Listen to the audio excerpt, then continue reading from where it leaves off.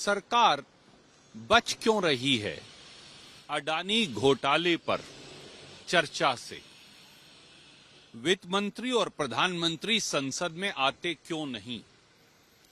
देश की संपत्ति, एलआईसी और एसबीआई का पैसा अडानी की डूबती हुई कंपनियों में क्यों लगाया गया?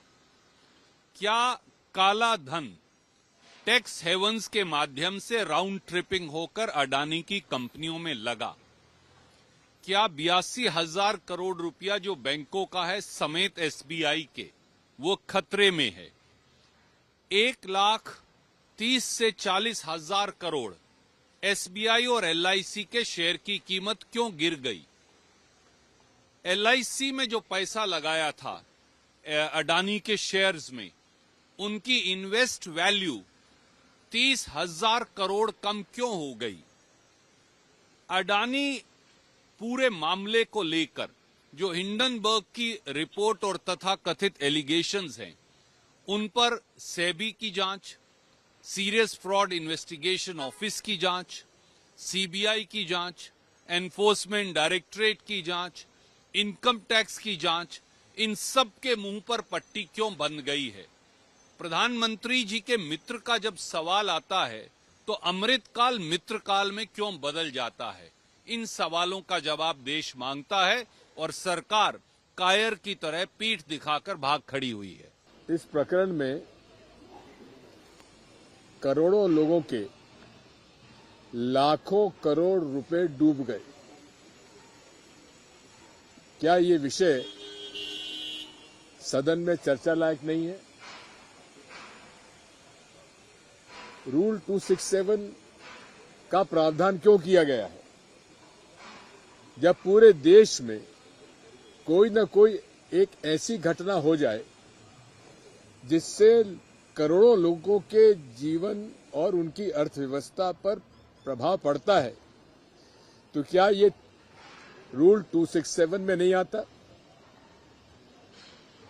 यूपीए रिजीम में यही भारतीय जनता पार्टी के अनेक विषयों पर हम लोगों ने 267 अलाउ किया, लेकिन आज हमें इस बात पर आश्चर्य है कि माननीय सभापति महोदय, जो कि पार्लियामेंट में भी उन्होंने पूर्व उनका अनुभव है, वो हर 267 के नोटिस को एक ही बात से कह देते हैं, उसको निरस्त कर देते हैं कि आपको अवसर है ये बात करने का।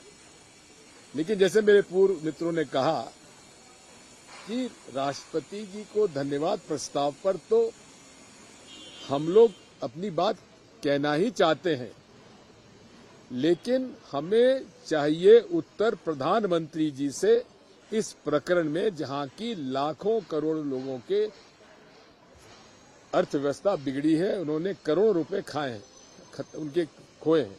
इसलिए इस पर चर्चा होनी ही चाहिए और 17 राजनीतिक दलों ने मिलकर आज ये फिर तय किया है कि हमें केवल रूल 267 के अंतर्गत ही चर्चा करना है। अगर माननीय सभापति महोदय, हम जब 267 की मांग कर रहे हैं तो आप ही हमें बता दीजिए कि कैसे ऐसे विषय हैं जो कि 267 में एक्सेप्ट करेंगे। जैसा कि मेरे मित्र केशव राव जी ने कहा कि हमारे नोटिस में क्या गलती है, कहां खोट है, ये तो हम बता दीजिए। उसका उन्होंने पत्र लिखा, उसका भी उनको जवाब नहीं दिया। केवल एक व्यक्ति को, जो कि मोदी जी के संरक्षण में आज कहां से कहां पहुंचे हैं, उनको बचाने के लिए ये सारा खेल हो रहा है। हम जब तक नरेंद्र मोदी जी खुद इस पूरे विषय के बारे में चर्चा के लिए तैयार नहीं होंगे, हम पीछे हटने वाले नहीं हैं। धन्यवाद। टीएमसी जो है उसका कहना है कि 2 बजे सदन में चर्चा होनी चाहिए।